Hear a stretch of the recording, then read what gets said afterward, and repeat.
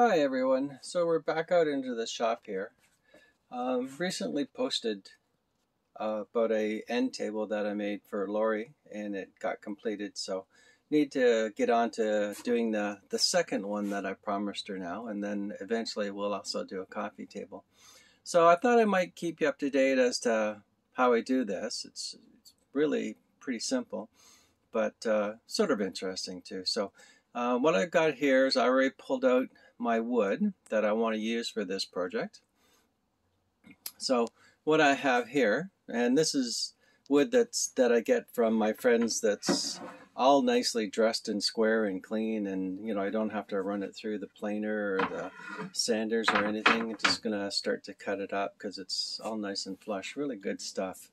So what I've got here is I've got these four pieces, which I'm going to be cutting up into the supports for the one side. So what I'm going to do is I'm going to cut 18 inches long and then 13 inches, and I'm going to have four sets of them, and I'm going to end up screwing them all together. And that'll be the sides.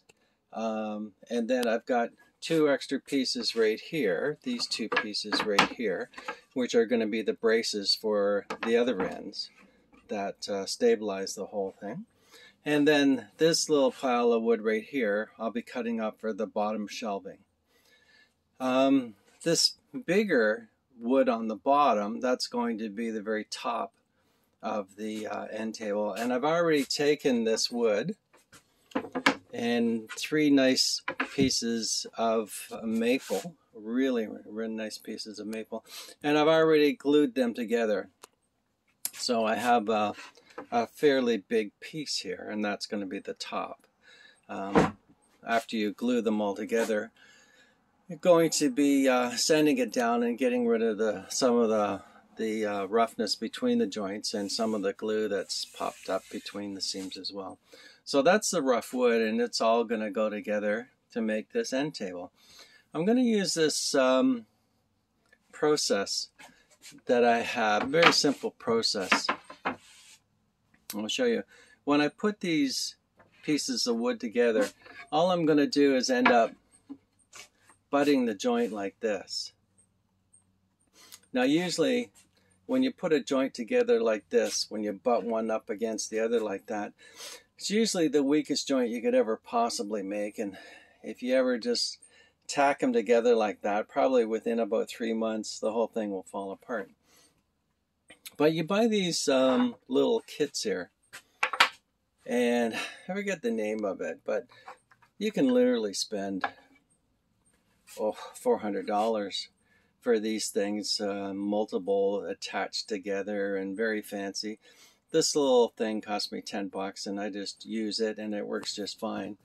If you want to get more fancy and buy a bigger, fancier ones, you can go right ahead, but this works for me. And what this is going to do is it's got this hole on it, and the hole comes out the bottom like that.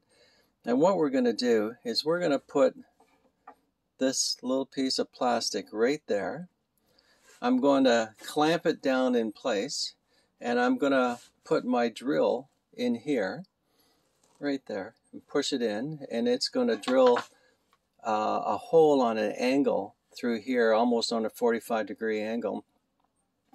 And then I'll be able to put some glue on the very end, and I'll be able to take a screw and screw it through this hole into this wood on a 45-degree angle.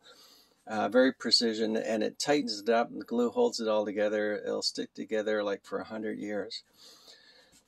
There is the drill bit that I use to go into this right here on my drill, and it's going to go, I said, in there and drill into the wood. And have this little Allen key that goes with it. So depending on the thickness of the wood, you position this piece of plastic, say on 3/4 inch wood, you position it right at the end. If I was going to butt together 1.5 inch wood, I would move this out 1.25 inches.